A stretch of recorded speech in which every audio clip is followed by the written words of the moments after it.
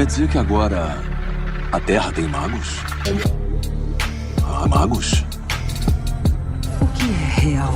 Que mistérios estão além do alcance dos seus sentidos? Na raiz da existência, mente e matéria se encontram. Pensamentos moldam a realidade. Diário Mágico.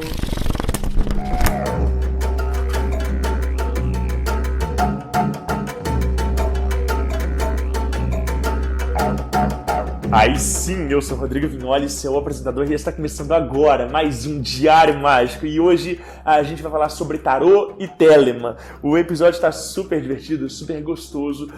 O Juliano é um cara muito querido, com uma história de vida muito incrível, e eu acho que vocês vão gostar demais. E, além desse episódio super maravilhoso, a gente está entrando num momento muito especial no Páginas Abertas, porque a gente vai começar a falar sobre a Grande Fraternidade Universal, a Grande Loja Branca, a Comunhão dos Santos, aquela reunião de espíritos imortais que reúnem personalidades excelsas, né, que atingiram o ápice da evolução terrena. Mas será que esse é o ápice da evolução cósmica também? Bom, a gente vai ter 3 episódios dedicados inteiramente a essa série, ou seja, a gente vai falar disso em agosto, em setembro e em outubro. E o primeiro episódio já é agora, no dia 2 de agosto, né, sexta-feira, às 8 horas da noite, em que a gente vai falar então sobre as definições do que é essa grande fraternidade, se isso é um sistema propriamente dito ou se isso é um conceito, né, onde que vem aparecer o surgimento desse conceito, né, as literaturas acerca disso. Então, eu gostaria de receber relatos sobre histórias de santos, tá? Santos mesmo, de Igreja Católica. Então, pessoas que fizeram orações ou devocionais para santos. Ou você que é um bandista e teve contato pela primeira vez com a sua entidade chefe de coroa. Ou você que trabalha numa casa espírita ou espiritualista e teve contato pela primeira vez com uma inteligência que de fato pode se chamar de mestre, né? Eu gostaria de ter histórias que mostram as proporções desses seres, né, em relação a outros tipos de seres e inteligências. Então, sejam histórias em áudio ou em texto, serão muito bem-vindas, né? Em áudio vocês podem mandar para o DDD 31 97537 5123 ou então por texto no contato@diariomagico.com.br. Essas histórias serão muito bem-vindas e ajudarão a gente a começar a entender o que são essas inteligências, como que elas se comunicam conosco, por quê, né, e qual que é o papel delas dentro do desenvolvimento da evolução da humanidade.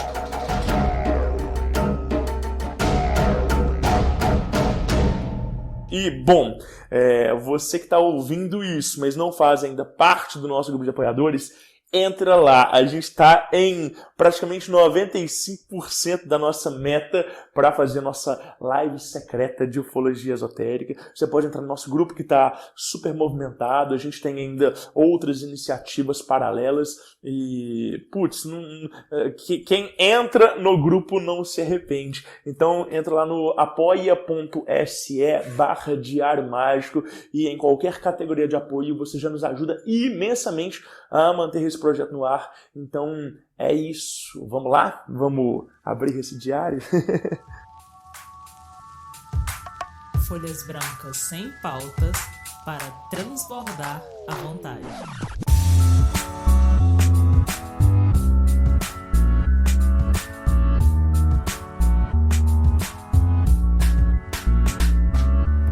Aí sim, e aí pessoal, hoje eu tenho uma pessoa muito querida e muito legal para apresentar aqui no Diário Mágico. A gente tá ensaiando esse papo já tem um tempo, rolou finalmente, então seja muito bem-vindo, Juliano Ferrari, ou Taromancer, é isso? E aí pessoal, tudo bom? 93 para quem é de 93. Finalmente, né? Acho que a gente tinha se falado faz, sei lá, um ano, Sim, 1 ano e meio, talvez. sim. Até mais, não sei. Que bom, que bom. Mas, como a gente estava falando anteriormente, as coisas acontecem no tempo que tem que acontecer, né? Exatamente. Ô, Juliano, e para quem não te conhece, como é que você normalmente se apresenta? Eu sei que a gente transita em muitos espaços, né? Expressa em diversas personas, mas, sim, quando a gente está falando em termos de magia, de espiritualidade, né, dessa comunidade, como que você costuma se apresentar? Ou não tem diferenciação entre, né, sei lá, o Juliano civil e o Juliano mágico? Como é que é isso? Bom, acho que não tem como falar de Juliano se não falar sobre o Juliano sacerdote, o Juliano telemita, porque isso é parte da minha verdade, é parte da minha filosofia de vida, das minhas posturas, da minha moral, da forma como eu penso e da forma como eu dirijo muito das minhas ações, dos meus planos, do que eu projeto e penso para o futuro.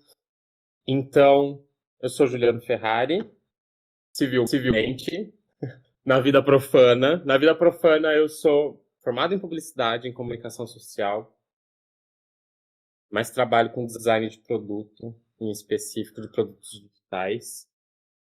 Mas também me defino como eremita, né? Eu sou sacerdote do Santuário em Babalones. E lá eu atendo pelo moto de Tal Keperha.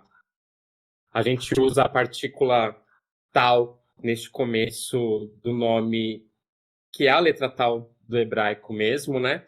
Que vem de toda essa tradição gnóstica aí, das EGCs e tudo mais,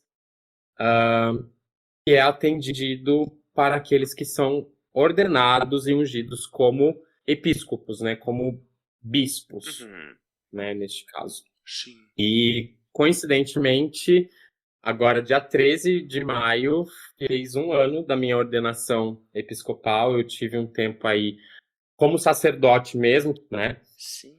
Eu também sou mestre magista na OTO Ritos Unidos. E o Taromancer, ele surgiu em meados de 2018,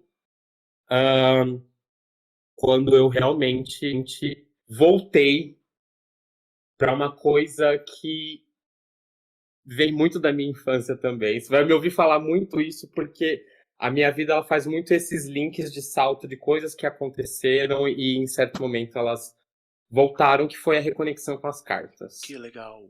né? Então, eu lembro que eu queria criar exatamente... A pessoa que vem da publicidade, ela pensa muito nessa coisa. Tipo assim, eu preciso criar um branding, eu preciso ter uma marca e tudo mais. Sim, sim. Então, eu queria criar essa persona para a página. E eu lembro que na minha cabeça ficou muito o Necromancer, né? De Senhor dos Anéis e tudo mais. E aí eu falei assim, tá. Não é comum a gente ouvir, pelo menos em português, ou também nunca ouvi também em outra situação, alguém falar que é taromante, né? A gente ouve falar de cartomante, de oraculista, mas taromante ninguém ouve muito falar, né? Então eu peguei e falei assim, tá aí. Acho que é uma coisa diferente, acho que vai dar um tom diferente, porque eu queria realmente também poder separar um pouco essa parte da minha vida pública e fora e ter esse perfil. Então, até eu tenho 2 perfis separados no Instagram exatamente para não misturar as coisas, porque eu sei que às vezes nem todo mundo consegue fazer essa distinção, né? Porque antes eu comecei a fazer isso no meu perfil pessoal, Tá. né? Eu comecei a jogar, a postar coisa nos stories lá, e aí eu vi que tinha gente que estava misturando muito as coisas e não estava conseguindo separar. Na época eu ainda era DJ, então imagina, né? A pessoa que está sempre na noite, aí as pessoas não conseguem entender que as coisas podem coexistir, mas que elas exigem posturas diferentes. Boa. Né? Então foi quando eu criei a página. Então, tô aí como criador e administrador desse perfil. Não é nada grandioso e não tenho nenhuma intenção disso.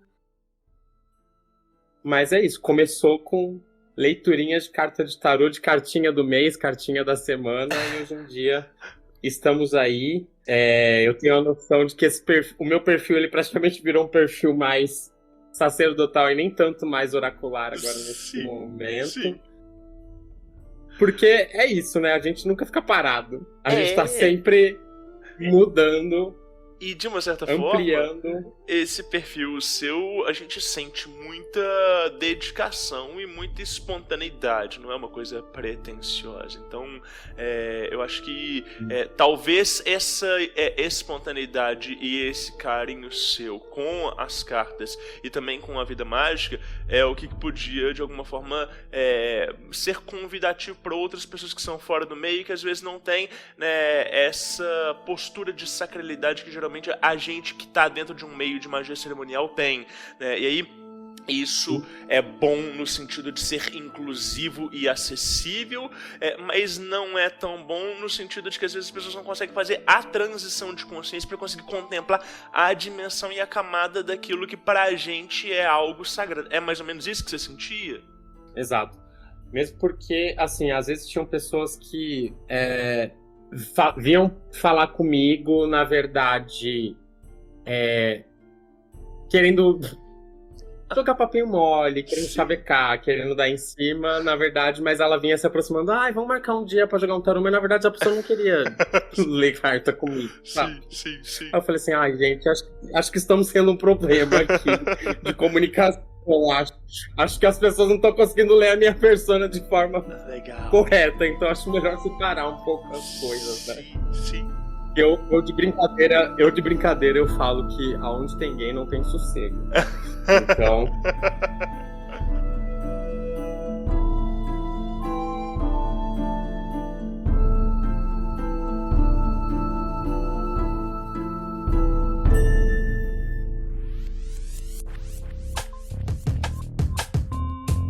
Através do Diário Mágico, o futuro degusta o passado.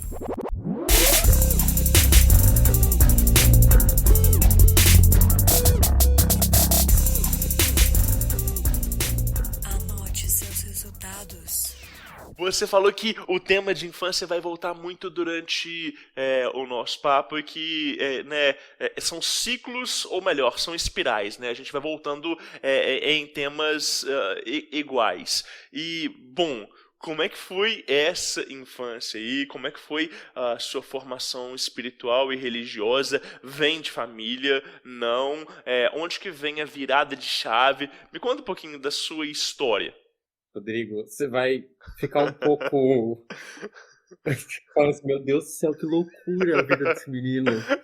Porque eu hoje, quando eu olho para trás, eu consigo olhar com um pouco de carinho, com mais carinho para essa situação e ter o entendimento de que nada foi por acaso, né? E que as coisas precisavam ter acontecido da forma como foram. Mas quando eu falo para você dessa questão do sacerdócio, ela ser algo que eu não consigo separar o Juliano desse lugar, porque às vezes a gente até frequentando outros lugares, né? A gente às vezes fora, tirando o nosso hobby, tirando o nosso anel, tirando as nossas paramentas e coisas, continua aqui. A gente não tira alguma coisa que está dentro, né? A gente não tira essa unção que foi colocada na nossa cabeça, essa ordenação, porque é isso que no final das contas acaba importando mais, né? Mas, Rodrigo, para você ter noção, a minha família, ela vem tradicionalmente bastante cristã, né? Então, assim, meus avós italianos vêm de cultura bastante católica, né? Eu tenho tias benzedeiras, tenho tias que são muito ativas dentro da Igreja Católica, como ministras de Eucaristia e etc e tal. Só que o Juliano, com 5 anos de idade, e eu tenho isso muito fresco na minha cabeça, porque assim, é uma coisa que eu acho... Eu esqueço coisas muito bobas, Eu tenho um espaço de HD aqui na minha cabeça que eu gostaria muito de formatar para ver se dá para abrir um pouco mais de espaço. Mas essas coisas, elas estão bem fixas, assim. Eu, com 5 anos de idade, eu falava que eu queria ser padre. Oh. Ah. E assim, que tipo de consciência uma criança de 5 anos tem para pegar e já pegar e falar assim, ai, eu quero ser isso. Diferente de uma criança, entre aspas, comum, e não é nem querendo me colocar nesse lugar, ai, como Juliana é especial. Não, eu sempre me entendi como Radiohead creep mesmo, né? Tipo Sim. assim, é o esquisitão. Sim, sim. Porque assim, não é comum, só assim, o que você quer ser quando você crescer? Ah, quero ser bombeiro, quero ser policial, quero ser médica. Não, o Juliano falava que queria ser padre, né? E eu brincava de fazer missa. Caramba. Então, a minha mãe, ela comprou um cálice de alumínio pra mim, que eu lembro que tinha no supermercado, que era uma taça, Sim. né? Uma tacinha de alumínio. E nessa época, a minha madrinha, ela me levava pra igreja e eu sou natural de Campinas, aqui, né, no estado de São Paulo, mas a minha família mora em Sumaré, que é uma cidade vizinha. Então eu lembro que a igreja matriz lá da cidade, bem no centro, ela é bem grande, assim. Eu conheci o padre de lá, com 5 anos de idade, porque eu queria conversar com ele. Porque eu falava que queria ser padre. Caramba. E ele me dava saco de hóstia não consagrado para eu poder brincar com as minhas missas. E minha mãe fazia groselha para eu colocar na taça. Eu sempre fui uma criança que eu era ficcionada por imagem. Então, tipo, eu tinha um monte de santinho. Caramba. O meu avô, na época, ele construiu uma capelinha, tipo, uma casinha de madeira, pequenininha. E eu amava queimar vela. Que legal. Eu adorava brincar com fogo. Acender vela. E eu gostava de vela colorida, tá? Eu não gostava de vela branca, não. Eu gostava de vela vermelha, vela azul. Eu tenho cicatriz nos dedos de queimado exatamente nessa época. E eu fico pensando assim, eu não lembro exatamente como que eu fazia pra poder brincar com fogo e minha mãe não atinar, sabe? Mas aconteceu. Até o dia que a minha capela pegou fogo, né? Que eu deixei vela dentro lá e ela Sim. se destruiu. Mas é isso, com 5 anos de idade eu falava que queria ser padre e brincava de fazer missa em casa. E botava fogo na igreja. Já botava fogo em igreja. Olha a Roró Arco-Íris já dando as caras lá. Mostrando o seu bico lá na infância.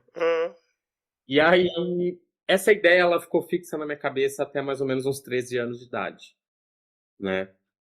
E isso foi amadurecendo ao ponto de meus tios pegarem e falaram assim, bom, a gente vai te levar num seminário que tem aqui em Americana pra ver se é isso mesmo que você quer. Caramba. E aí, de algum momento, assim, isso simplesmente se desvaneceu, assim, tipo, eu perdi o interesse. E aí eu lembro que eu comecei, foi bem nessa fase 13, 14, e aí, com 14 para 15 eu entrei no ensino médio e aí eu mudei de cidade porque eu fazia ensino médio técnico e aí eu comecei a trabalhar como monitor de inglês na escola. E dentro do colégio eu me converti pro protestantismo. Eu fui para a igreja evangélica. Caramba!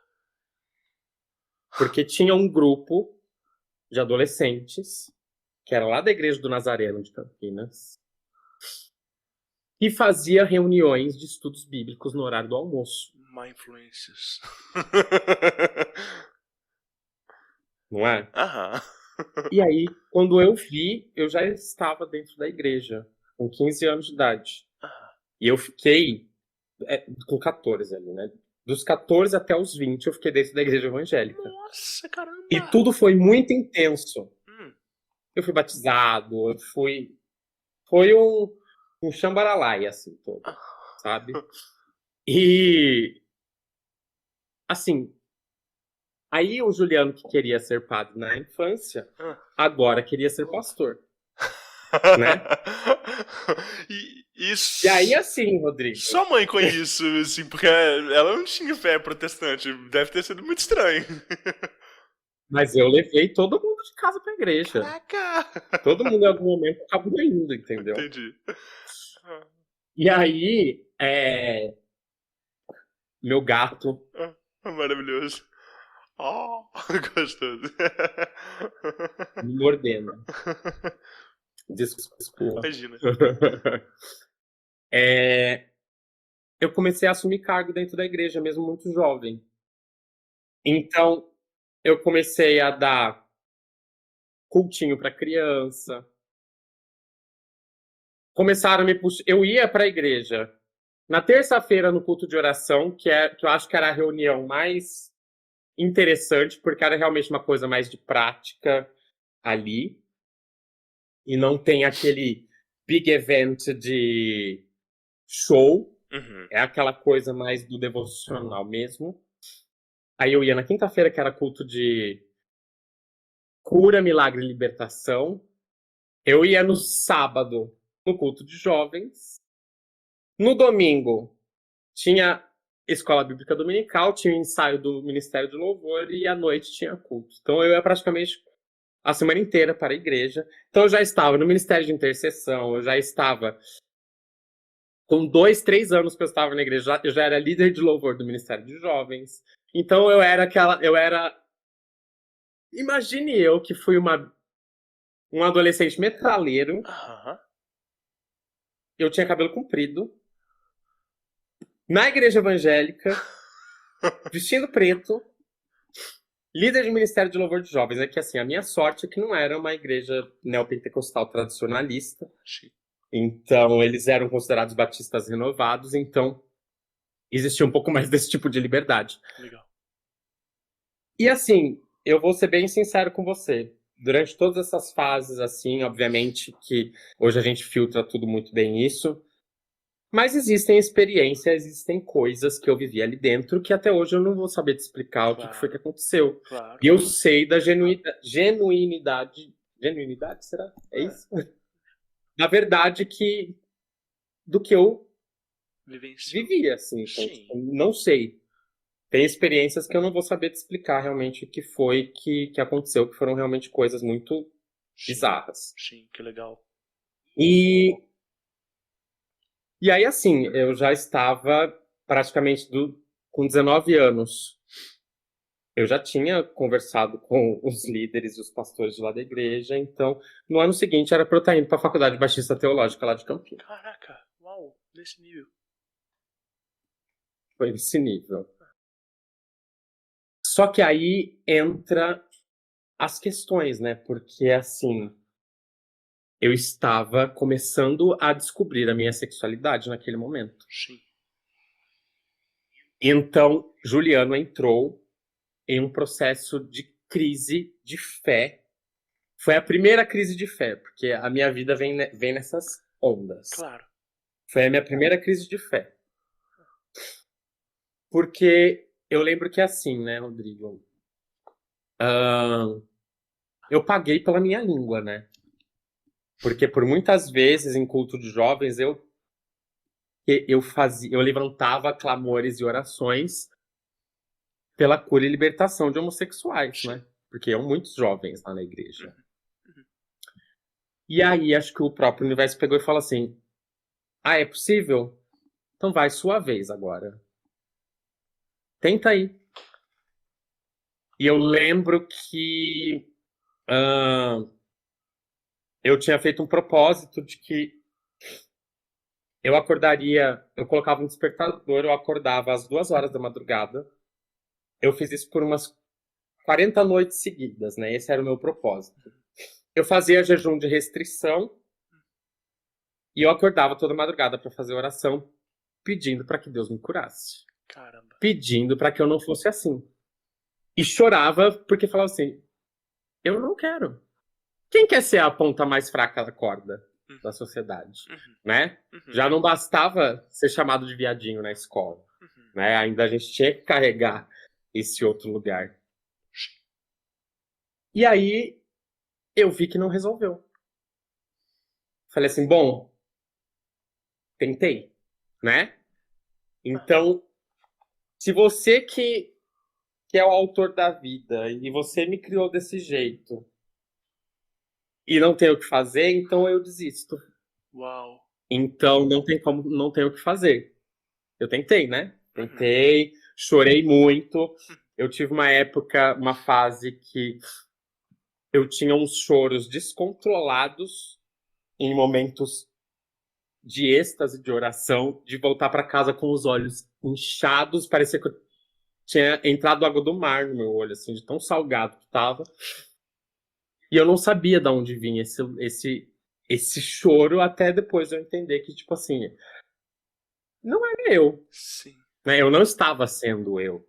E esse que era o ponto de ajuste, né? Porque enquanto eu não fosse eu na minha essência de plenitude, eu não iria conseguir avançar em nenhum lugar que eu estivesse, Excelente. né? Sim. Então foi meu ponto de rompimento ali. E aí foi muito complicado, porque assim, era todo o meu grupo social, né? Esses Era toda a amigos, minha vida, né? eles ainda eram os amigos lá dos 14 anos de idade desse grupo de jovens que você conheceu ou já tinha mudado muito? Exatamente. Exatamente. Tá. Caramba. E aí, inclusive, a primeira vez que eu fui pra uma balada gay foi com uma pessoa da igreja que me levou, Que tá? legal. Saindo do culto de sábado com a minha Bíblia lá no porta-mala, Que tá? legal. E aí era aquelas crises de tipo assim, o que eu estou fazendo da minha vida? Sim. Sim. Crente Raimundo, pé na igreja, pé no mundo. Sim. E aí eu peguei e falei assim, não tá certo isso, eu não tô sendo de verdade. E aí eu mesmo me incomodava e eu comecei a abrir mão dos meus cargos. Então, eu falava assim, eu tinha o temor de falar assim, eu não vou subir no altar para cantar. Eu não vou. Já pensou se acontece comigo igual aconteceu lá no Antigo Testamento? Eu coloco meu pé em cima do altar e eu pego fogo? Então eu comecei nesse temor, eu peguei e falei assim, não, tipo, chega, eu não vou fazer isso, né? E fui largando até a hora que eu comecei a ver que assim, não tava rolando. E aí você começa a perceber os olhares, você começa a perceber o julgamento das outras pessoas. Porque a partir do momento que assim, nossa, o que aconteceu com o Juliano não canta mais? Ah, ele deve estar em pecado, né?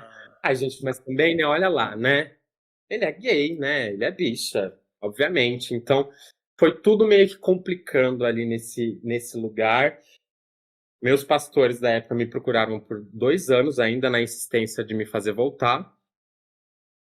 E não deu. E aí, nesse momento de crise de fé, eu fiquei uns bons 2 anos sem lugar algum, Sim. né? Os pastores discutiam a questão da sexualidade abertamente? Tipo assim, eles faziam promessas do tipo, ai, você cabe aqui, ou então, ai, nós vamos, sei lá, te curar, ou não, ou isso era uma coisa implícita?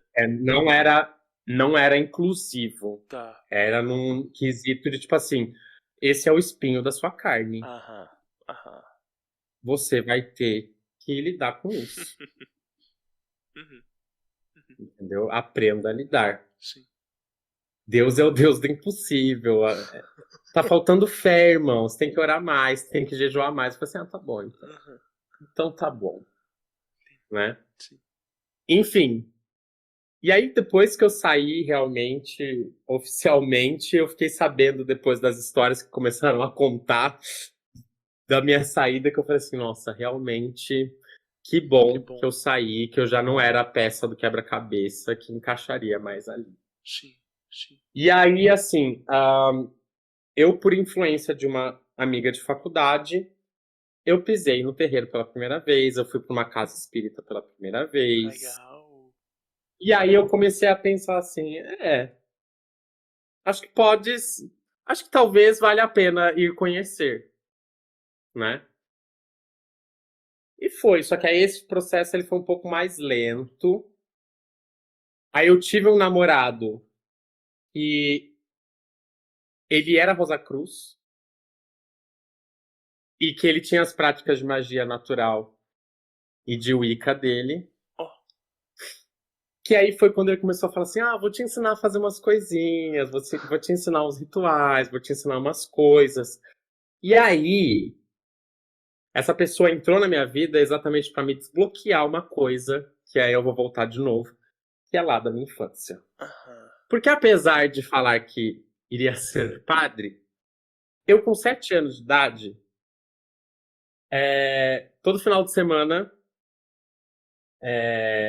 ia eu, meu padrasto e minha irmã na padaria, a gente ia comprar pão, comprar mortadela. E aí passava na banca de jornal, a gente sempre pegava uma revistinha de pintar, eu gostava muito de gibi.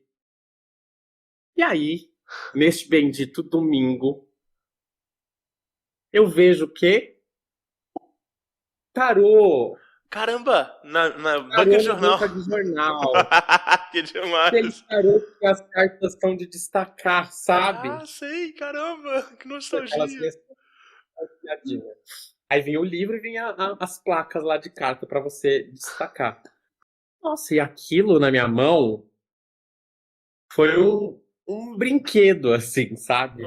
Foi uma diversão. Mas aí o que que aconteceu?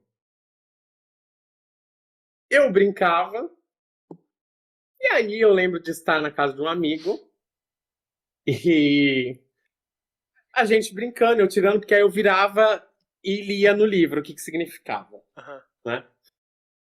A mãe dele senta ali do lado, no sofá, fala assim: moleque, vai, então vai, tira aí uma pra tia. Uma cartinha aí pra tia. Eu lembro de ter lido pra ela e ela ficar meio. Tá bom. Então tá bom. Passou uma semana, estávamos jantando. Essa mulher bate lá no portão de casa e fala assim: Ô dona Neide, pra minha mãe, o Juliano pode ir lá em casa rapidinho? Porque tá minha cunhada aqui. E ele tava brincando com aquele negócio de carta cigana lá dele e eu queria que ele jogasse pra ela. A minha mãe não sabia que eu tava fazendo isso. Entendi. Ela falou assim: é o quê, mulher? Juliano, o que você tá fazendo? O que você tá brincando? E aquele dia, ela falou assim: isso daí não é coisa pra criança ficar brincando. Caramba. Isso não é coisa que mexe. Isso não é coisa de Deus. Aham. Quando que você comprou isso? Nem foi eu que comprei, né? Que foi meu padrasto que pegou, né? Sim. Quando que você pegou isso? E aí ela e minha madrinha tomaram minhas cartas e esconderam para que eu não ficasse brincando mais com isso. Sim. Volta lá para 2014, 15. E esse meu namorado, ele pega e vai puxar o assunto de tarô comigo. Aí eu lembro dessa referência. E aí falo assim: é verdade, né? Acho que eu podia voltar, comprar agora um deck decente de tarô e me dedicar a estudar isso mesmo, né? Porque na época eu não tava nem mais pra lá nem pra cá. Pode ser uma coisa legal. E eu lembro de ir numa feira, quando tinha os mercados místicos aqui em São Paulo, de comprar um deck e aí começar realmente a estudar com os livros do Ney Naif. Aham, lembro, sim. E aí foi o meu momento de reconexão. Foi um dos primeiros passos ali de reconexão com cartas. Mas esse processo foi bem lento. Assim, porque o que acontece? Nesse meio de tempo, eu fazia balé. Os meus professores de balé eram médios de incorporação no terreiro. Uau. E eu fui numa festa de esquerda, que é aquela coisa assim: vem conhecer, vai ser festa, depois vai ter um churrasco, entendeu? Uhum. Aí vai lá, Juliano, e eu lá sentadinho, só queria tomar um passe, sabe? Só queria um axé. De repente, chega esse meu professor de balé incorporado com a pombogira dele, me puxa e fala assim: mãe, esse daqui é o fulano. E eu trouxe ele pela primeira vez aqui na casa. E a mãe de santo, que estava incorporada com o Exu, pegou e falou assim: vem cá. Aí fizeram uma roda no meu redor e falaram assim: pode tocar pra ele girar. Aí eu falei assim: é o quê? Eu não sabia o que estava acontecendo ali. Enfim, aconteceu. E aí, dali pra frente, começa a minha jornada dentro das religiões de matriz africana. Então, fiquei 6 anos dentro da Umbanda também. E aí, assim, como tudo na minha vida acontece de uma forma muito intensa e muito rápida, em menos de 6 meses eu já estava trabalhando dentro dessa casa. Que legal. Não é? Só que, assim, era muito longe. Todo mundo fala isso, né? Que terreiro bom é terreiro longe, né? Era muito longe. E eu lembro que eu tinha que pegar 2 ônibus, um trem e ainda pegar um Uber depois da estação lá de São Bernardo do Campo para conseguir chegar, porque o terreiro que eu frequentava ficava no Vale dos Orixás. Não sei se você já ouviu falar do Vale dos Orixás que tem aqui, Sim. no ABC, que é um grande santuário, né, de Umbanda. Tem todos os pontos de força, de firmeza, o pessoal vai muito para fazer trabalho lá. E o terreiro que eu frequentava ficava lá dentro. Nossa. E aí, assim, eu tive um desenvolvimento muito rápido. Eu tive um contato muito intenso com as minhas esquerdas, né? E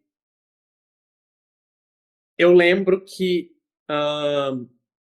essa mãe de santo, uma mãe de santo, filha de Oxum, ela era uma mulher muito ciumenta. E toda vez quando acabava a gira, quando eu chegava lá dentro do santuário, vira e mexe, do trajeto que eu fazia de lá do portão até chegar lá no terreiro, que dava uma caminhadona, sem brincadeira, vira e mexe, virava alguém que tava passando ali no canto e falou assim: ai, axé, você sabe que um dia você vai abrir sua casa, né? Aí eu falava assim: ah, não quero não. Muito obrigado. Tá sendo difícil, já está sendo difícil cuidar de mim. Falei assim, quiçá cuidar de outros filhos de santo. Falei assim, não quero, meu amor, não tô disposto. E eu acho que isso de alguma forma chegou aos ouvidos dela. Então, começou aquela coisa do tipo assim, então temos um competidor aqui. Sim. Então tá bom. Eu comecei a sofrer uma série de ataques. E aí, assim, isso foi um pouco antes da pandemia, assim, foi em 2018. Eu fiquei doente. Eu perdi emprego. Eu terminei relacionamento. Nossa. E era um relacionamento com um cara daí de BH, inclusive. Olha só. A gente tinha planos para casar, morar junto. Ele iria se mudar para São Paulo. A gente ia casar. Foi aquele momento onde tudo desmoronou. Sim. Né? Aquela marcação ali, ano de Saturno, aquele retorno gostoso de Saturno, Gostoso. juntou tudo. Entendi. Juntou tudo. Passou a foice mesmo ali. E assim, liso. E aí, eu já não... As caronas que às vezes eu conseguia, eu já não estava conseguindo mais. Quando tinha trabalho no terreiro, eu não conseguia ir. Aconteceu alguma coisa, eu não conseguia ir. Beleza. Aí veio a segunda crise de fé do Juliano. Porque aí o que aconteceu neste meio de caminho? Os oráculos, eles já estavam começando a ficar de forma mais intensa por conta do trabalho que eu estava tendo lá dentro. Sim. Né? Porque algumas entidades elas não falavam assim, ai, vem cá, que eu vou fazer você ler. Ela falava assim, não, vai estudar, Excelente. Excelente. vai se especializar. Sim. Não é assim que funciona, né? Tipo, não é a minha pombogira cigana que lê baralho cigano, não. Sim. É o conhecimento que eu tenho que absorver, que eu vou ter aqui armazenado, para que ela possa acessar isso no meu drive aqui. E no máximo ela vai talvez despertar algo de intuição, mostrar algum detalhe em específico ali, talvez. Sim. Ou simplesmente vai estar ali guardando o trabalho, Uhum. né? Sim. Então esse trabalho oracular ele já tinha meio que começado ali. Aí apareceu uma oportunidade de eu fazer aula de tarô presencial, uma mentoria presencial. E aí foi uma virada de chave na minha vida, assim. Porque começou a mudar um pouco o meu ponto de vista de como eu olhava a vida, de como eu enxergava as coisas, principalmente de que a vida é feita de ciclos, Uhum. tudo tem começo, meio e fim, e que às vezes a gente tem que encarar que alguns lugares têm os seus pontos finais. E aí, quando chegou esse momento de crise, que eu perdi tudo e que deram várias coisas erradas, esse meu professor falou assim, olha, tem alguma coisa que está me incomodando aqui, eu vou ler para você. E aí eu fiz uma leitura com ele. Eu lembro que ele falou assim, estou sentindo de não abrir o tarô, vou abrir o baralho da Maria Mulambo. Maravilhoso. Ele abriu o baralho, aí ele pegou e falou assim, olha, tem orixá te cobrando de coisa, tem não sei o que feito, tem não sei o que lá. E eu falei assim, que bom, hein? Ele falou assim, inclusive, eu nem vou conseguir acessar todo esse nível de informação. Eu falei assim, eu vou te encaminhar para um amigo meu, que ele é babalorixá, e ele vai fazer leitura de búzios para você, porque assim, só assim para Excelente. você realmente acessar esse tipo de informação. E aí, Rodrigo, eu descobri assim, Tava toda a todo enxurrada de lixo Sim. que foi enviada, Sim. né?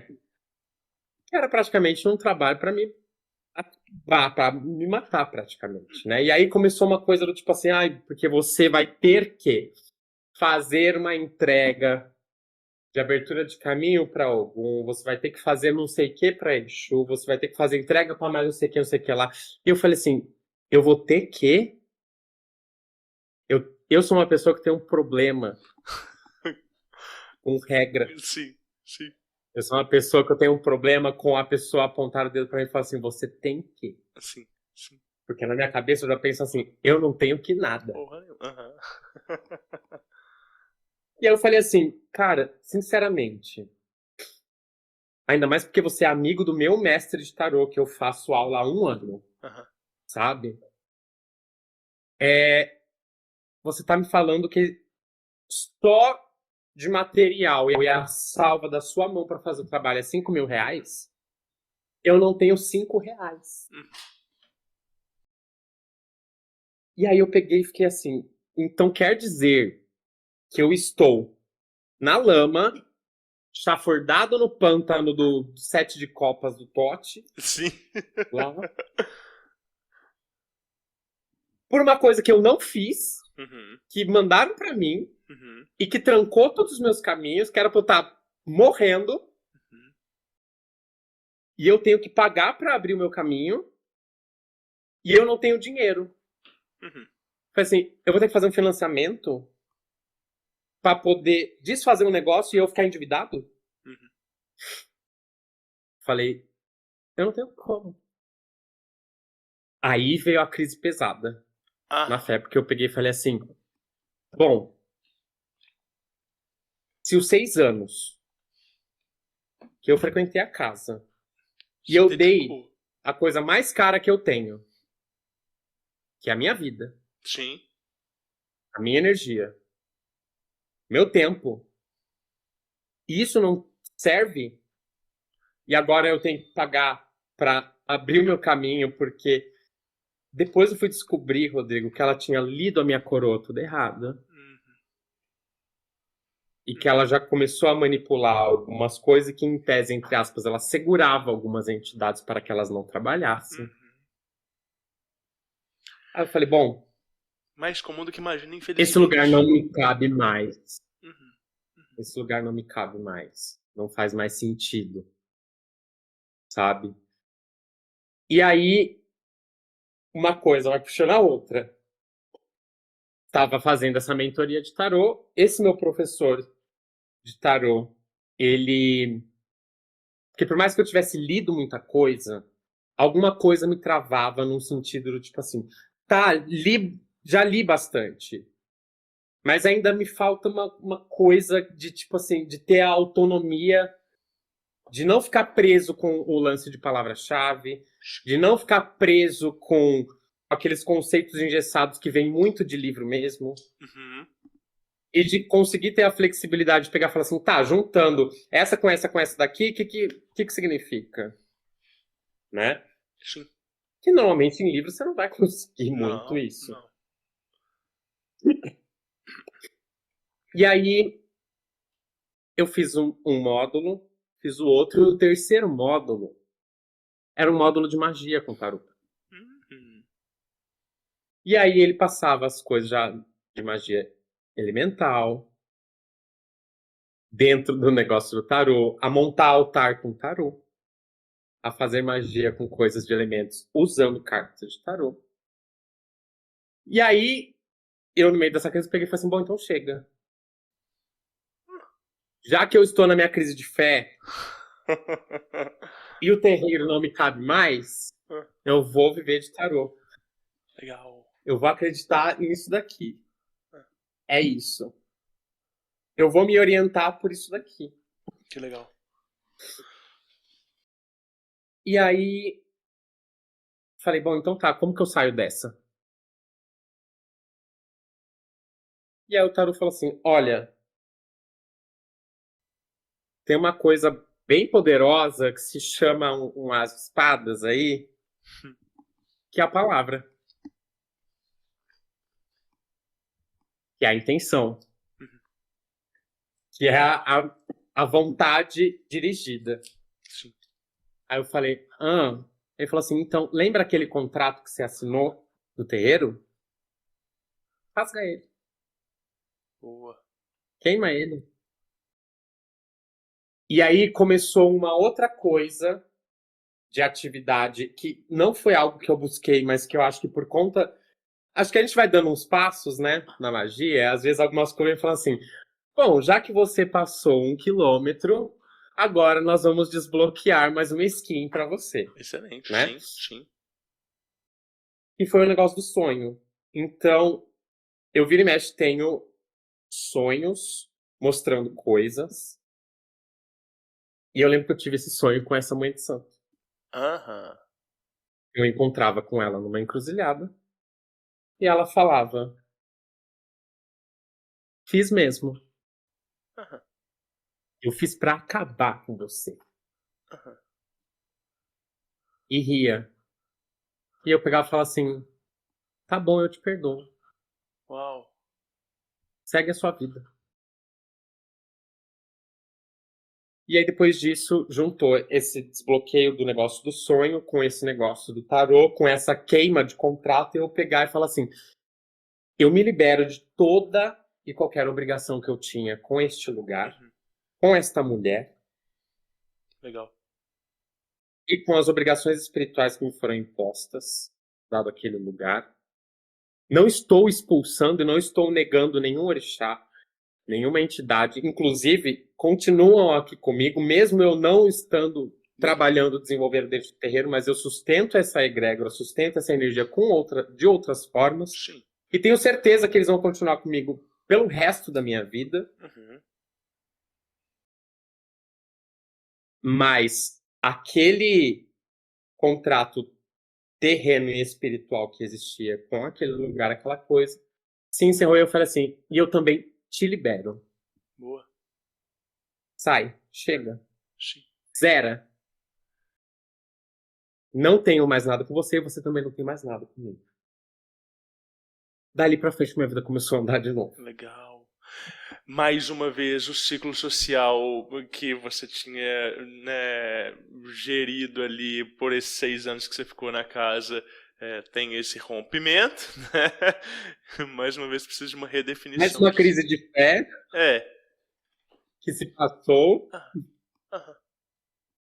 E aí o que acontece? Esse rolê do tarô e da magia foi onde foram também os meus primeiros passos para magia cerimonial. Com as ordens e com Telema, porque o que acontece? Em um desses módulos de magia, tinha um momento que era da gente pesquisar pessoas, grandes nomes da magia, e aí cada encontro um ia trazer uma apresentação, ia falar. E eu assim, tomara que me deem o Crowley, tomara que me deem o Crowley, mas não.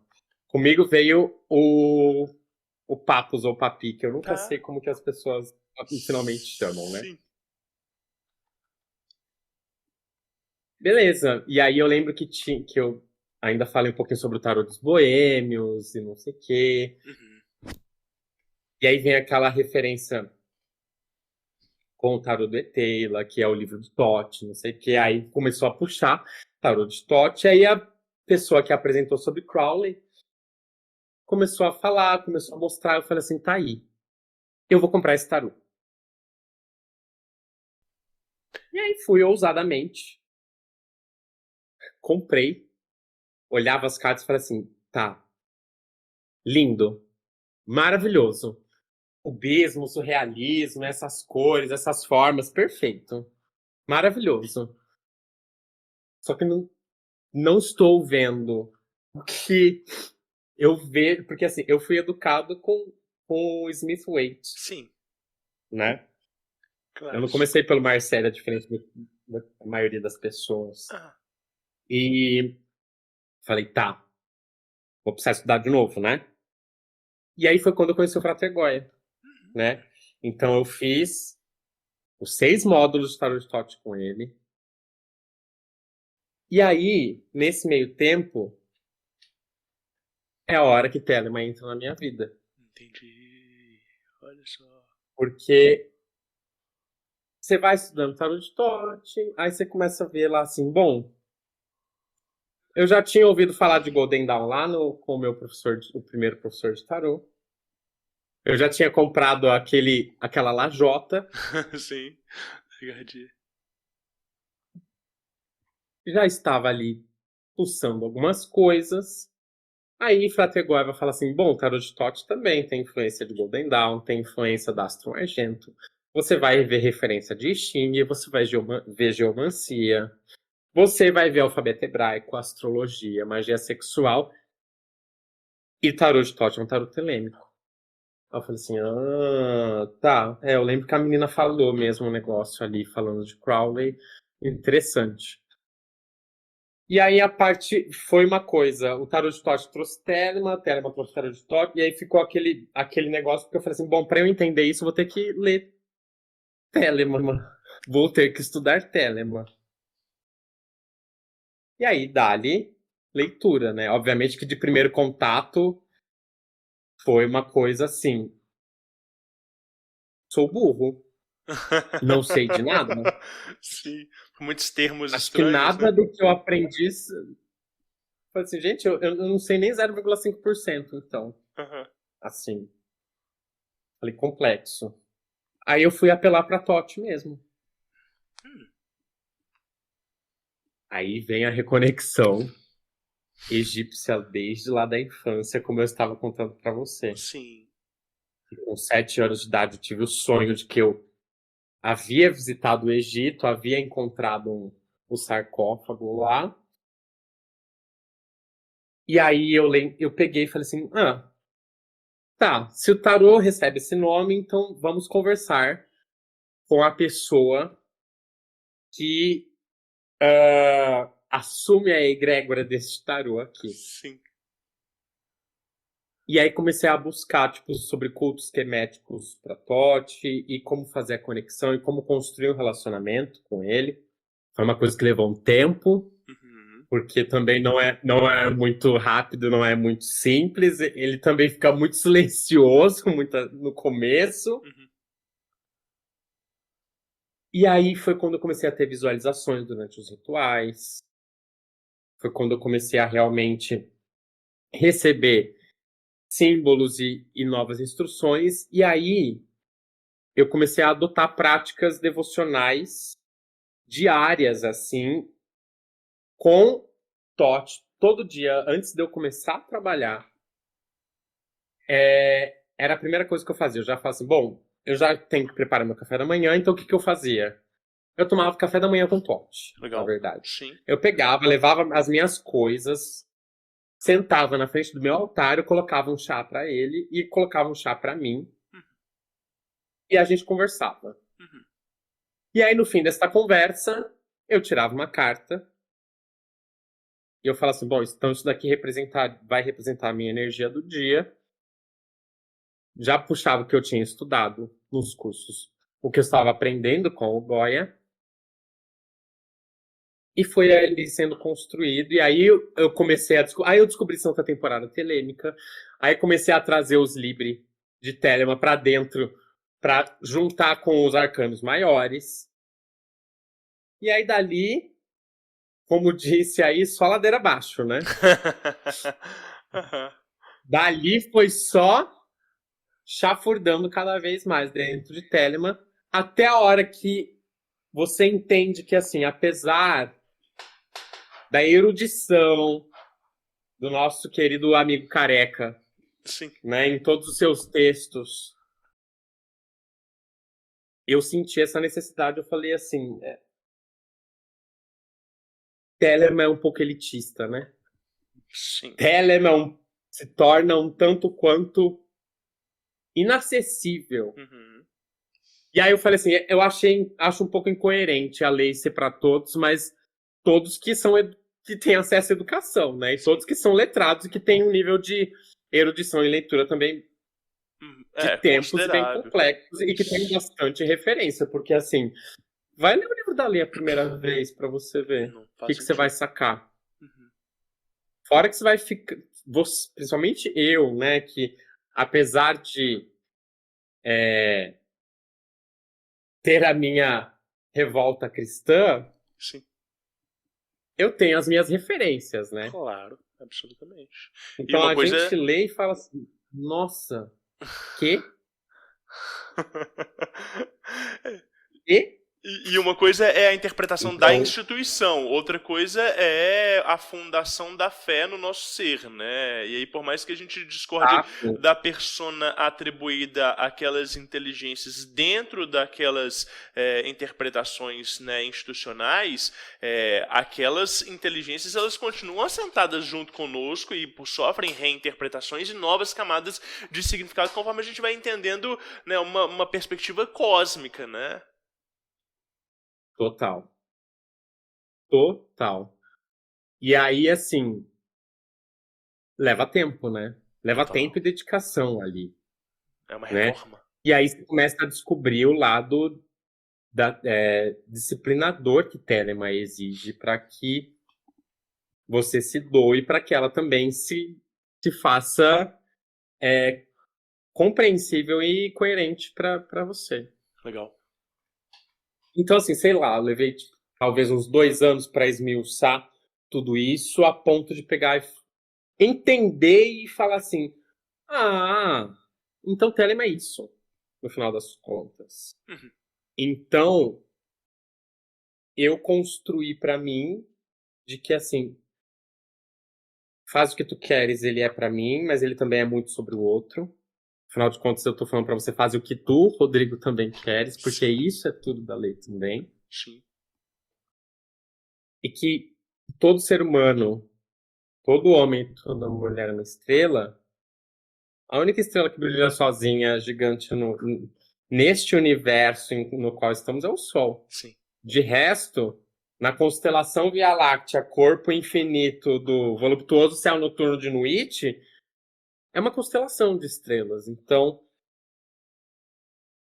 teve essa virada de chave de que, tipo assim, Telema não é sobre egoísmo, não é sobre individualismo, Excelente. é sobre a nossa emancipação. E eu não gosto da palavra evolução, mas é como se eu não consigo pensar um desenvolvimento, talvez. Sim. Espiritual que é seu, Uhum. de você assumir a sua verdade, Uhum. a sua essência. Porque, para mim, isso da verdadeira vontade também está muito ligado ao fato de quem é o Juliano. Telemann, eu acho que tem muito disso da verdade no ser aquilo que você é. E aí isso me faz lembrar muito das minhas outras experiências e passagens religiosas, espirituais, no sentido de que o Juliano, naquela época, ele não estava 100% na sua capacidade, inclusive, de corpo político, social e de existência, né? E eu acho que Telemann faz muito parte disso no sentido de, tipo assim, cara, você tá usando máscara pra quê? Sim. O que adianta? Você tá se enrolando igual uma múmia no meio desses monte de linho de mentira, de fantasia, de sorriso amarelo, Uhum. Uhum. de falar bonito, né? De querer ser e ser muito e sempre ser aquele. Tá tudo bem que Telemann fala pra gente ser orgulhoso, mas eu acho que esse orgulhoso é tipo assim, você se orgulha de quem você é de verdade, Sim. na sua essência, demônios e anjos, né? Pés bem firmes nos infernos e a cabeça nos mais altos céus. Sim. Consegue? Porque para mim, no fim das contas, essa alquimia, essa lapidação, ela é da visita interior mesmo, né? Do vitriol lá. Sim. E acho que é uma coisa que é muito inapreensível para muita gente, mesmo Muito. dentro de Telemann, mesmo dentro de referências sólidas, mesmo galgando graus, mesmo tendo iniciações diversas.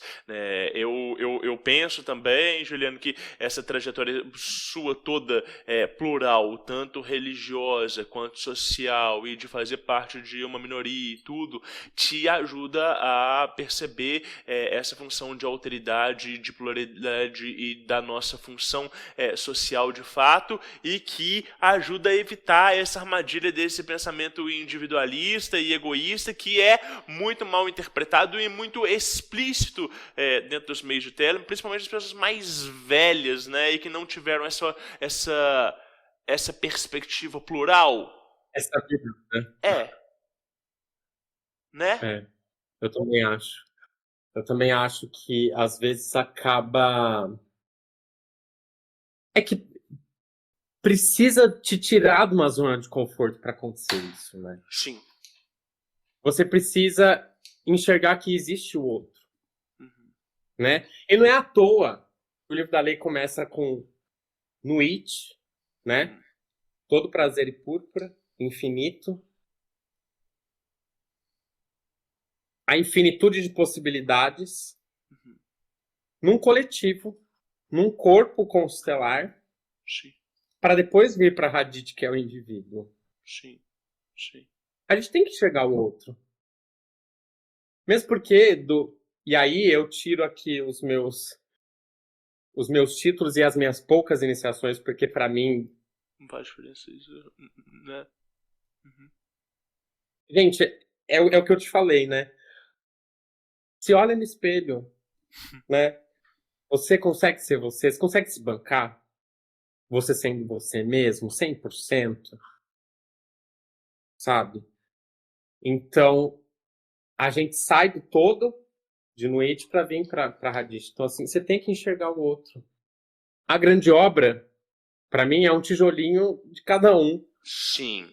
Sabe? Nessa construção, nessa grande obra mesmo. Sim. É um tijolinho de cada um. Eu preciso do outro. E eu preciso do amálgama da massa ali, do concreto, para juntar esses tijolinhos nessa alvenaria para conseguir levantar. Não é por uma isso coisa. A gente tem a nossa grande obra interna, obviamente, né? É por isso que a gente tem esses 2 capítulos, para depois chegar em Horrorquit, que é a ação, que é o trabalho em si, a Execução. manifestação disso no mundo, E é por isso, Juliano, né? que eu não acredito, por exemplo, naquelas pessoas que falam: ah, minha grande obra é destruir, ou é, né, aí se minha grande obra for prejudicar os outros, matar os outros. As pessoas não entenderam nada, nem de caminho iniciático, nem de Telema, Não. muito menos de colaboração social, né? É isso, é uma construção coletiva, e se não é coletiva, não existe caminho iniciático, porque é pela autoridade e pelo contato com o outro que a gente define as experiências, né? Igual você falou, não são os títulos, não são as iniciações, é o que aquilo dele transforma internamente para que você possa se expressar no mundo de forma mais espontânea e mais integral. É isso, né? É total isso. E eu acho que a gente também entra em acordo nesse lugar de que o quanto existe dessa confusão de que a gente tem 4 pilares em Telemann, né? Que é luz, vida, amor e liberdade. Se a gente tirar um, vai ficar faltando alguma coisa ali e essa mesa não vai conseguir ficar em pé, né? Só que aí as pessoas confundem a liberdade, né? Elas confundem, inclusive, o faz o que tu queres com a libertinagem, Sim. né? E, gente, assim, amo Raul Seixas, amo mesmo, porque tem isso também eu ouço desde criança, Legal. de ter fita cassete, Aham. sabe? De ter Uau. fita cassete da Panela do Diabo, Aham. sabe? Aham. Mas, às vezes, aquele faz o que tu queres, que ele traz na sociedade alternativa e em outras letras ali, acaba meio que confundindo um Sim. pouco as pessoas, eu Sim. acho. Sim, total. Né? Porque como é comum a gente ouvir Telemita querendo usar o ligar o foda-se, eu faço o que eu quiser, e meter o louco porque ele acha que ele se respalda no faz o que tu queres, né? Sim. E eu acho que Sobre isso. as pessoas elas usam Telema como uma espécie de escudo e de imunidade a críticas. Então, né, outras pessoas não podem me criticar. E não é isso, né? A gente tem sim que ter uma resistência ao tecido social que exerce pressão sobre nós e que impede a expressão de quem nós somos. Mas só lapidamos e refinamos a nossa expressão e o nosso êxtase a partir justamente da forma como né, o mundo nos percebe. Aí eu não estou reduzindo apenas a humanidade, mas todo esse animismo cósmico, né, sejam as divindades, inteligências, sejam os próprios elementais, sejam a própria matéria, né, para que a partir dessa receptividade do outro a gente consiga né, ajustar a nossa potência, a nossa vontade. Então, se a gente é imune a tudo que vem de fora, essa pressão está desregulada e não é um jato, é só né, um espirro, né? E aí esse espirro ele fica impotente, ele fica desempoderado, ele fica algo um tanto né, sem a palavra em inglês né, desacurado, né, sem accuracy, né, sem Precisão, precisão, mesmo. Exatamente, né? Então eu acho que é isso, assim, a gente, o faz o que tu queres, ele tem que ser um grito de motivação da expressão de quem nós somos, mas sempre mediado Uma pelo amor totalidade. sob vontade. E é uma totalidade. É a valorização tanto de si quanto do outro. Isso. Né? Que legal, sim. E é difícil, né, Juliana, a gente construir esse tipo de filosofia, né, e também ir lapidando essas referências, mesmo nos meios que a gente faz parte, mesmo nas pessoas que vão chegando, porque né, É uma leitura e uma interpretação que ela vai se dando com o tempo. E é igual você falou, quando a gente chega, né, em Telema pela primeira vez e vai ler os Libri, né, muita coisa ali é inapreensível, muita coisa tem outros sentidos, e você precisa de uma erudição e uma série de referências que elas não estão encerradas no próprio sistema. Ela vai exigir que você né, vá buscar, né, outros textos e outras compreensões. É um entrecruzamentos ali, né? Sim. Que não tem como. Sim. Exatamente. E aí, bom, dentro disso aí, né, você chega em Telema e aí começa, né, a se afiliar a algumas ordens e vai desenvolver esse papel de sacerdote que, né, é um resgate lá da infância. E como é que é esse processo aí, na eclésia e tudo? Pois é. Telema foi essa grande virada de chave, porque, assim, pela primeira vez, eu acho que esse lugar de fé, ele aterriza e ele chega num lugar de conforto onde eu me sinto realmente, plenamente em paz com isso, porque, assim, independente de ter esse aspecto religioso, é como eu te disse, né? Tem a questão dos valores, da filosofia, da moral, e eu acho que é aquilo que eu te falei também. Falei, nossa, então, quando eu realmente compreendi Telema, eu falei assim, bom, então acho que eu já sou telemita já tem um tempo. Porque acho que depois do momento em que eu assumo a minha homossexualidade ali com os 20 anos, essa coisa de, tipo, ser e estar no mundo assume um valor um pouco mais refinado. Sim. No sentido de, tipo, cara, a gente tem esse tempo aqui, eu preciso ser quem eu sou na minha totalidade, né? Na expressão de amor, independente do que seja, né? E aí, parece que, assim, isso já me tornou um pouco, entre aspas, destemido nesse lugar de pegar e falar assim, quer saber? Diferentemente do ligar o foda-se que a gente estava falando ali agora das libertinagens, eu nem sei se poderia estar falando isso, né? Claro que sim. Desse jeito. Claro que sim. Eu aprendi a ligar o foda-se nesse lugar do tipo assim, eu não preciso da sua validação e da sua aceitação sobre a minha existência e sobre o que eu sou de essência, porque assim, não existe o Juliano sem ele não ser amor e o amor na expressão como ele se encaixa. Claro. Então, assim, foda-se você. Se você não aceita, se você não gosta, isso é um problema do tipo seu. Sim. Do tipo sabe? Isso reflete, obviamente, politicamente. É por isso que eu, inclusive, Rodrigo, é o meu sonho, realmente, ver um dia uma Telema que é diversa e inclusiva. Né? Porque hoje, infelizmente, a gente vê esse lugar ainda majoritariamente masculino. Sim. A gente sabe o quanto, às vezes, esses ambientes são tóxicos. Num lugar de machismo, de misoginia, de LGBTfobia, principalmente de transfobia, né? Que a gente sabe que, às vezes, alguns ritos, alguns papéis, eles são assumidos apenas por pessoas cisgêneras. E ano passado eu até fiz um post na minha página que eu batizei carinhosamente de Manifesto Telêmico da Diversidade, que traz um pouco sobre esse olhar. Sim. Porque, como eu te disse, né? Magia é política, magia precisa ser política, e a gente precisa mudar.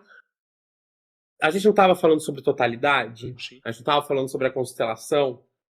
Então tem que ter espaço para toda estrela brilhar na sua órbita e exercer a sua verdade, a sua essência. E para mim, Telema também tem essa coisa de ser aquilo que se é. Né?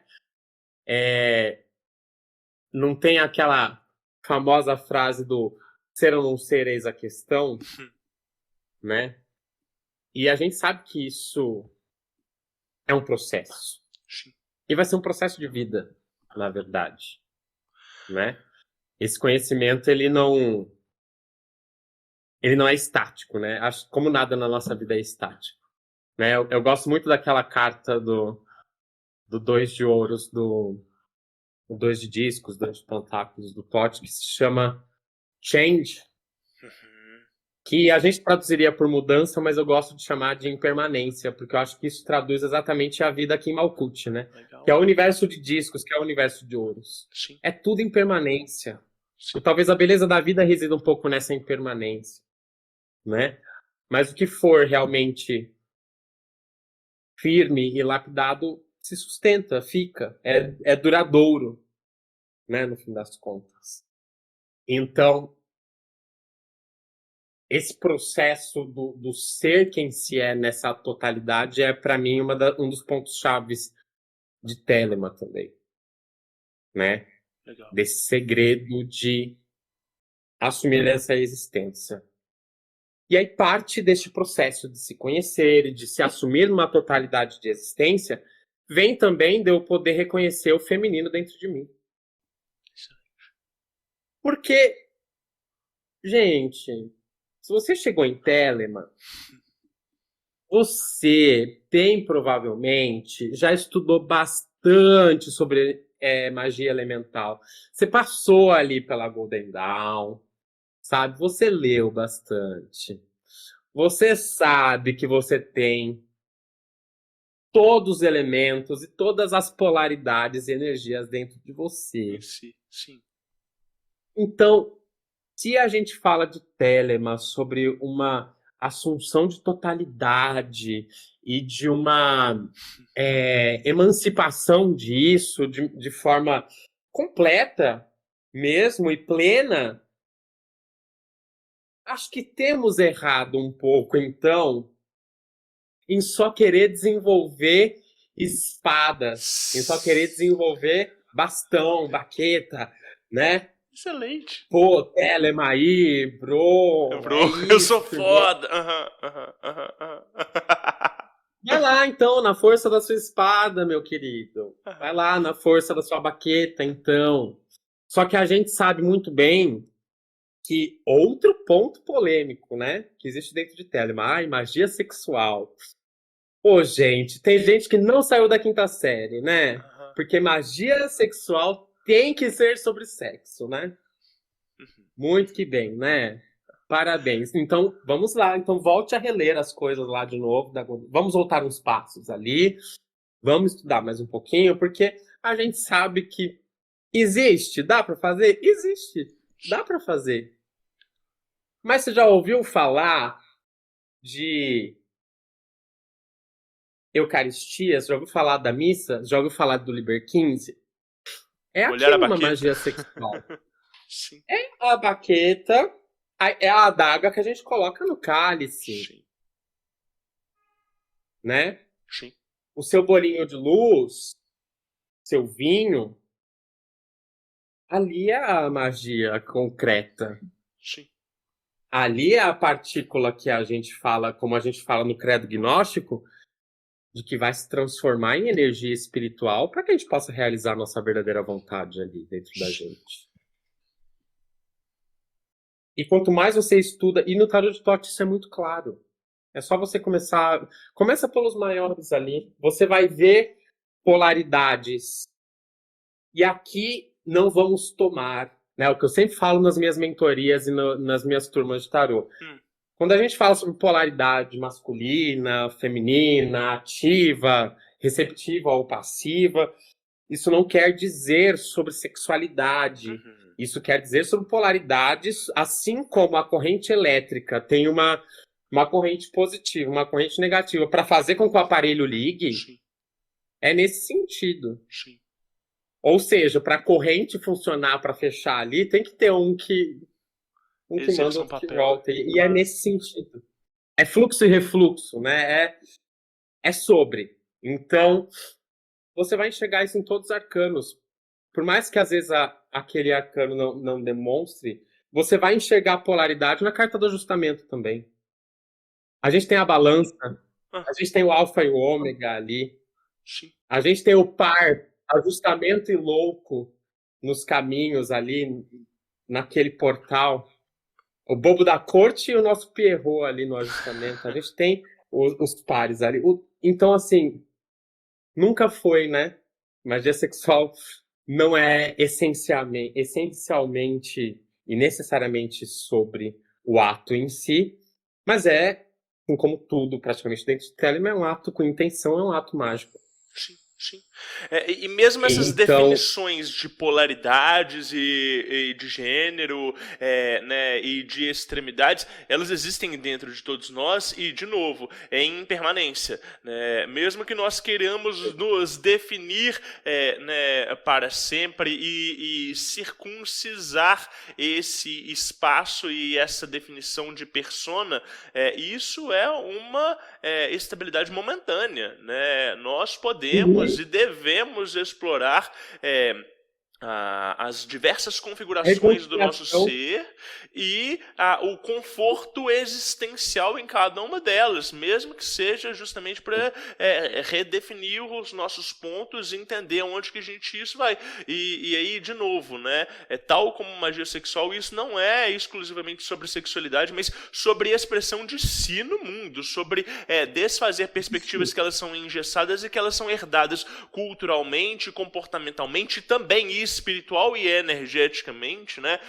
Eu que sou o cara da energia sempre falo isso, sobre como que a gente compulsoriamente herda certas padrões e definições energéticas que, às vezes, elas impedem justamente nessa expressão de quem nós somos, né? E redefinir isso é ganhar autonomia e, por conseguinte, poder pessoal.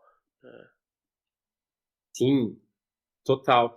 E a gente tem que lembrar, acho que não foi à toa que eu falei de ajustamento, né? Porque aí me fez lembrar do Liber Librae, que o primeiro verso ele fala, né? Tu que aspiras à nossa antiga ordem, que equilíbrio é a base do trabalho.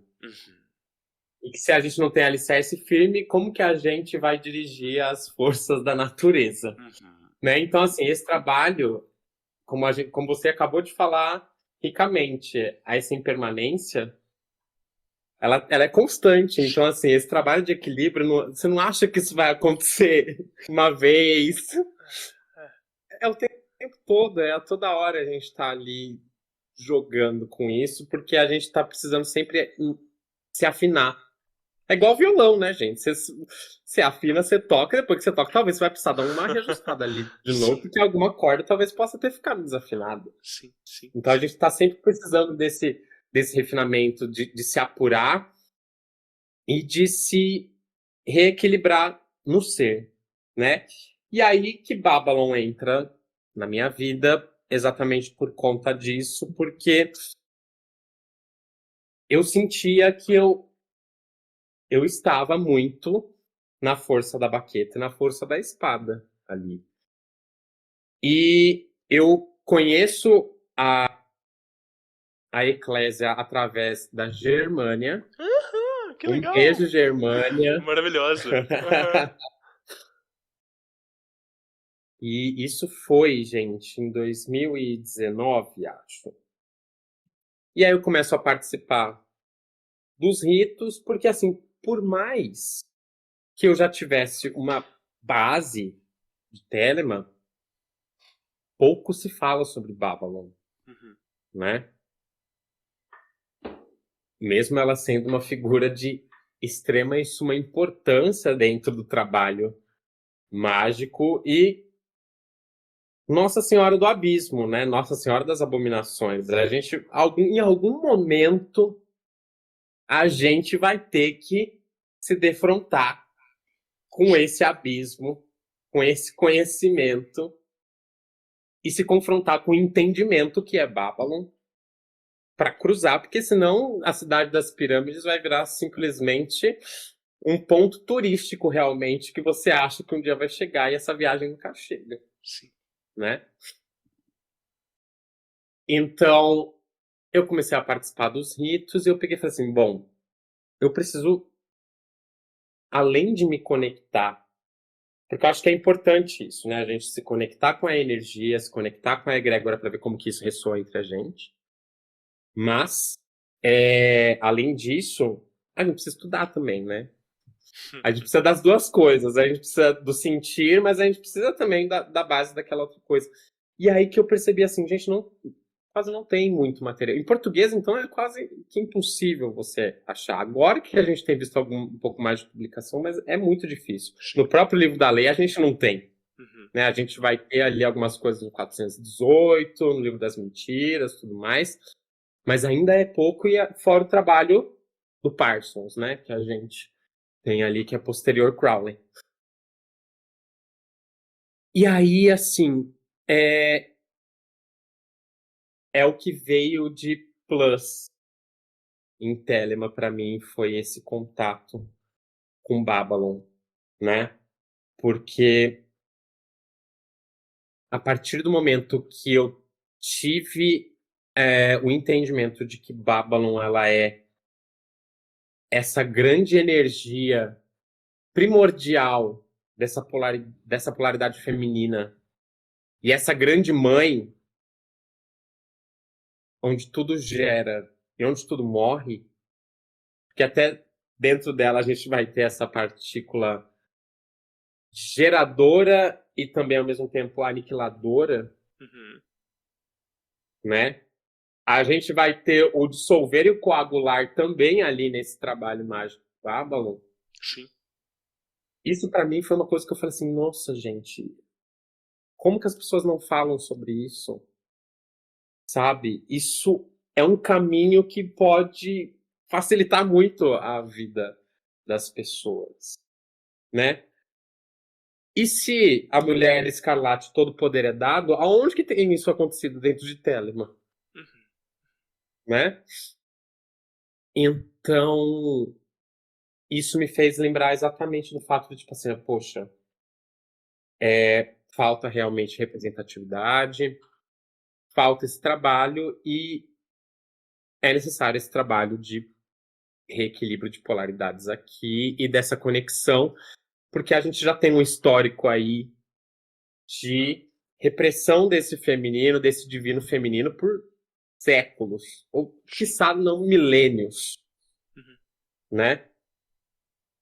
Quem aqui ouve falar da consorte de Yahvé a cheirar com facilidade? Quem que ouve falar sobre isso? Até hoje já é uma coisa que não se fala. As deusas sempre foram Apagadas. O nosso Eon de Isis, ele foi praticamente eclipsado, né? Sim. Posteriormente.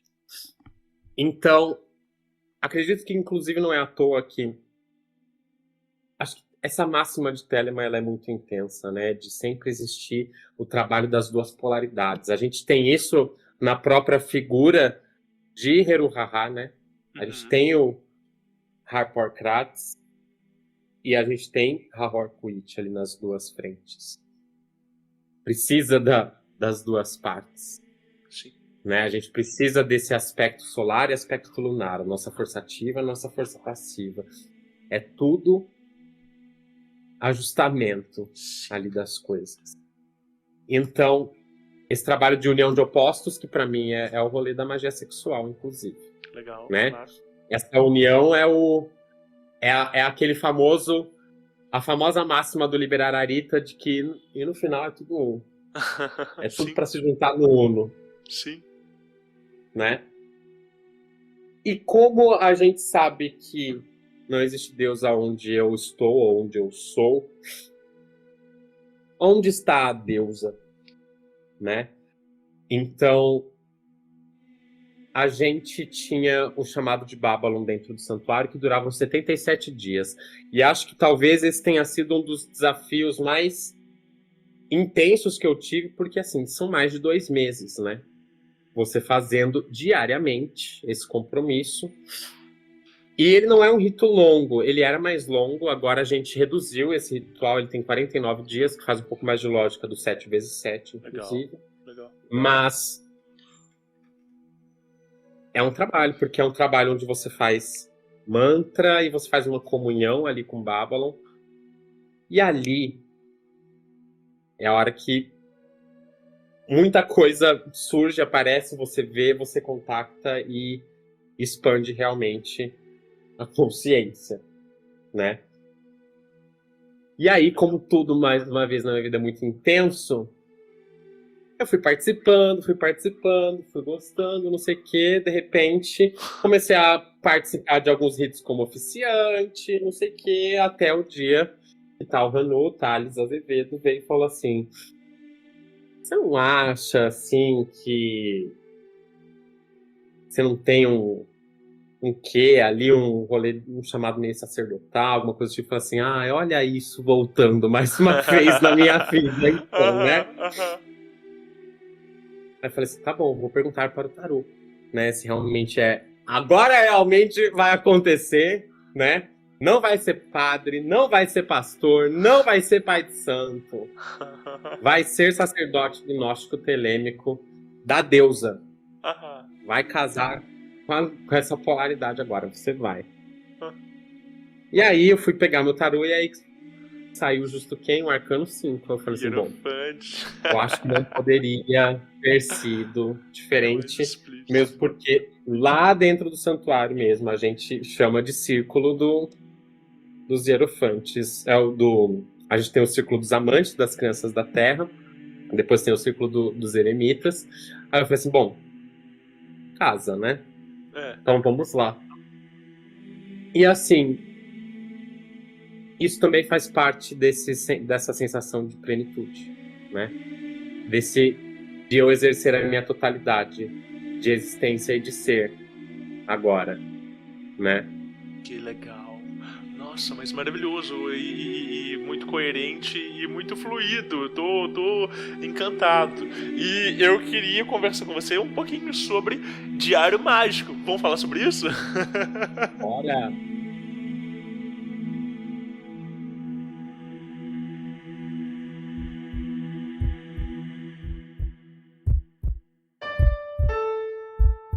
Não importa o que dizem a você, palavras e ideias podem mudar o mundo.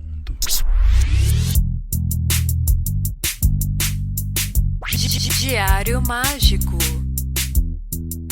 Como é que foi isso, assim, na sua caminhada, Juliano? Você já tinha algum tipo de anotação quando você estava, seja no protestantismo, seja na Umbanda, ou isso foi surgir com Telema? Como é que é?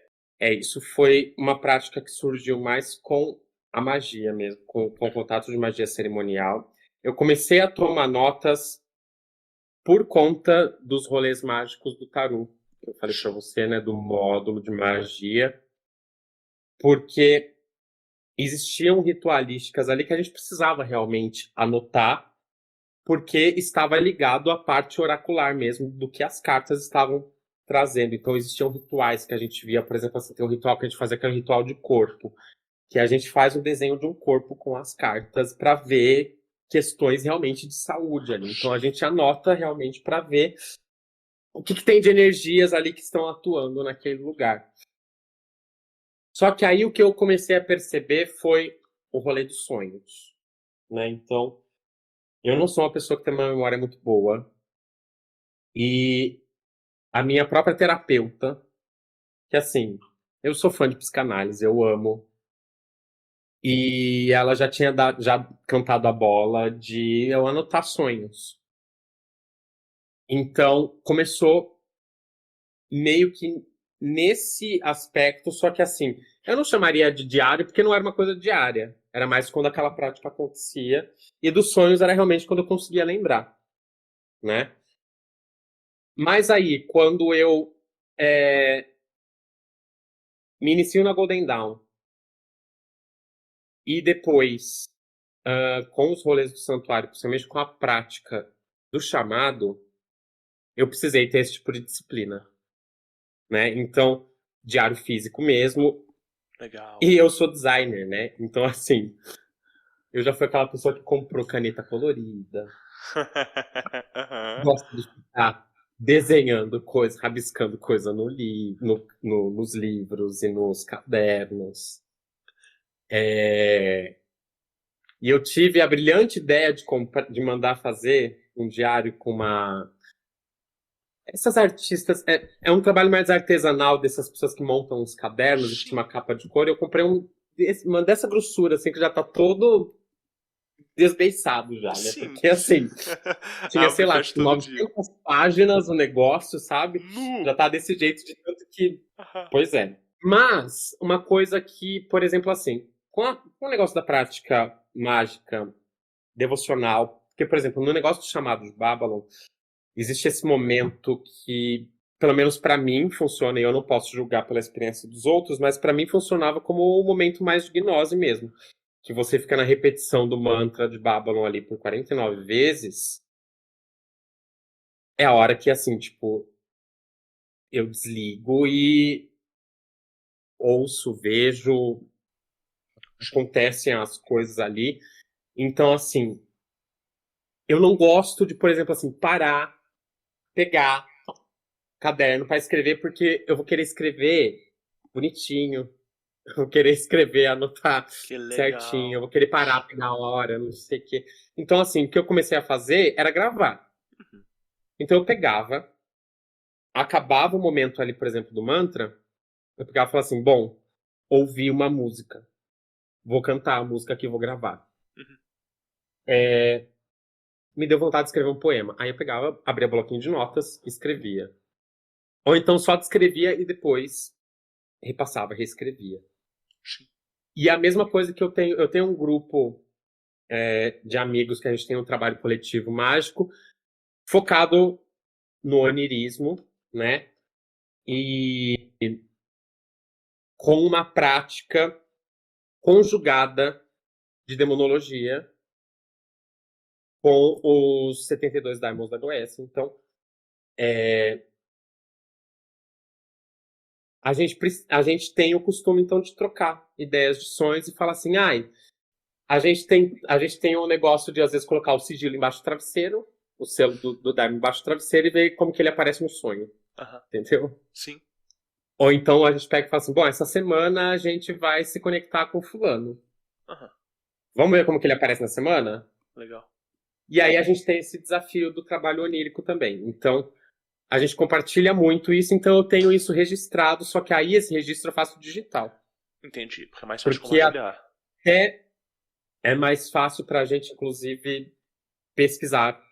Pra, às vezes, nossa, lembra que há 2 anos atrás você teve um sonho com não sei o que lá, e a gente achou que era fulano? Então, não era fulano, era o outro. Né? Então, para pesquisar isso, se fosse no caderno, socorro, né? Então, esse registro é um registro que eu mantenho em um drive.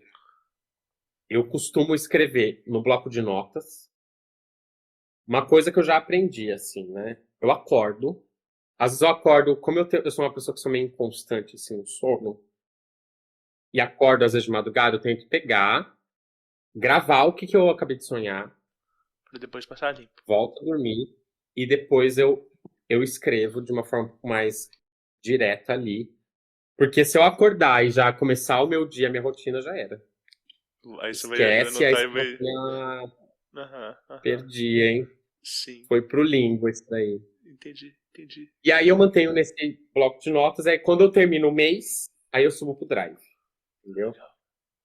E é isso. Então, várias formas aí. Escrevendo, desenhando, Drive, áudio, mas os áudios normalmente eu gosto de transcrever e escrever para depois conseguir pesquisar e acessar depois. E o registro físico, você faz então de noite, assim, no final do dia? Sim, normalmente no final do dia. A não ser que eu faça algum tipo de prática, por exemplo, pontual.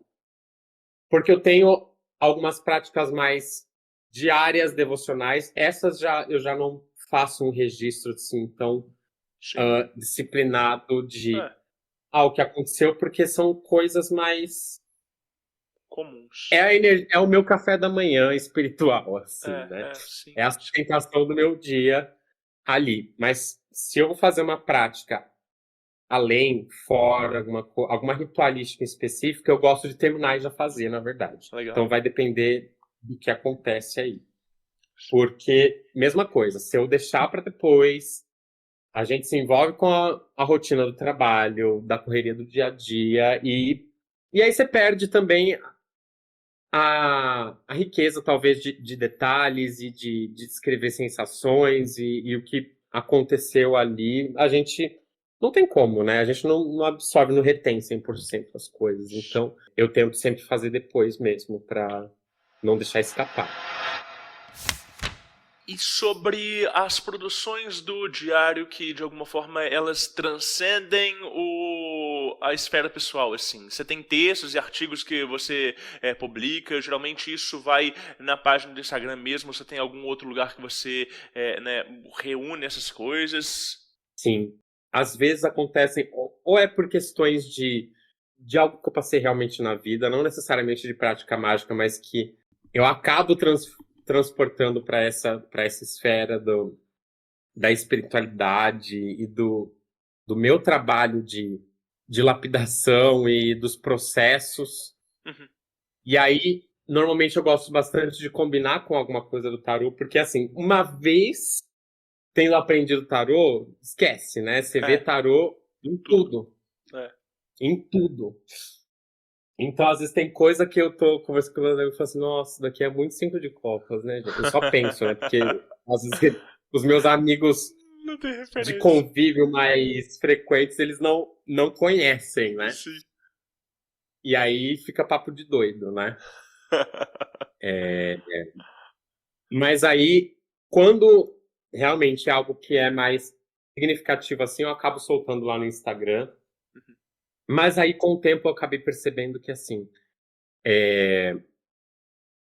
as pessoas não gostam de ler, né? Sim. O Instagram, ele é uma rede social de foto e de vídeo, né? E tá cada dia mais ficando uma plataforma de vídeos rápidos, né? Às vezes até nos stories as pessoas não têm nem paciência, a gente só vai passando, não quer nem saber se tinha alguma coisa que tá escrito. E às vezes se passa de 10 segundos da pessoa falando, a pessoa também já avança, não vê. Então, eu comecei a perceber que, assim, eu escrevia, ultrapassava o tamanho do texto permitido pelo Instagram, eu colocava assim, continuação nos comentários, a ponto de ter os 2 comentários, eu falei assim, gente, só eu devo ter lido isso daqui. Eu cresci. Aí, o que eu comecei a fazer? Eu comecei a jogar isso num Medium. Então, às vezes, esses textos um pouco mais longos, mais elaborados, eu acabo jogando para lá. Maravilhoso. Qual que é esse Medium e quais são as suas redes de contato para quem gostou e quer seguir, quer bater um papo e tal? Me conta tudo. Conto sim. Bom, vocês vão me encontrar, então, no Instagram, no @taromancer. E o meu Medium eu tive que criar 2 contas, na verdade, porque assim, eu tenho o perfil que ele é voltado mais para a área de trabalho que eu tenho, que é de usabilidade. Sim. Então é muito sobre coisas de tecnologia, de referência de design, então eu separei.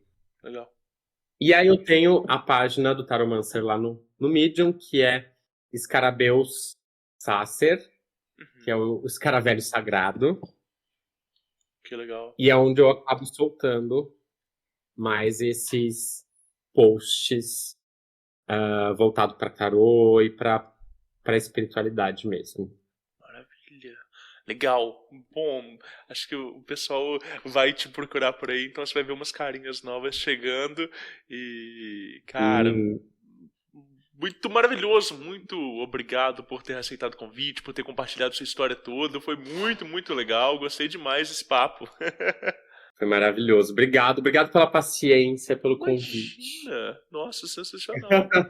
Eu acho que a gente levantou uns pontos muito legais de discussão que eu normalmente não escuto quando eu estou conversando com outros telemitas e que eu acredito e compartilho muito dessa perspectiva.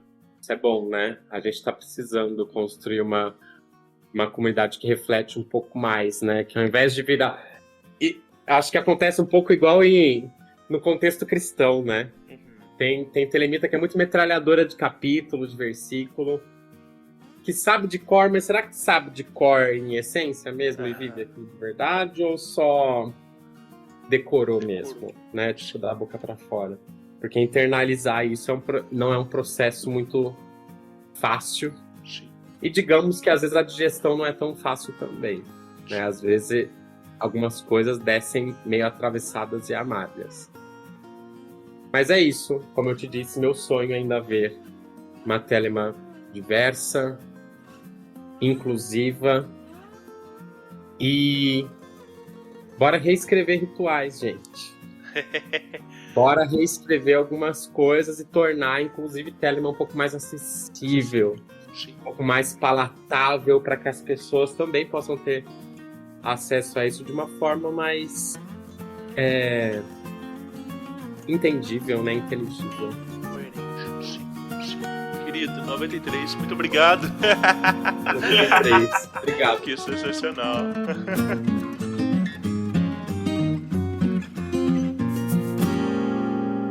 Aí sim, espero que vocês tenham gostado de mais esse episódio do Diário Mágico. Aliás, eu acho que nem tem como não gostar, né? É muito bom quando a gente encontra gente carismática que fala super bem, que vai contando história, a gente fica, né, completamente envolvido e nem vê o tempo passar.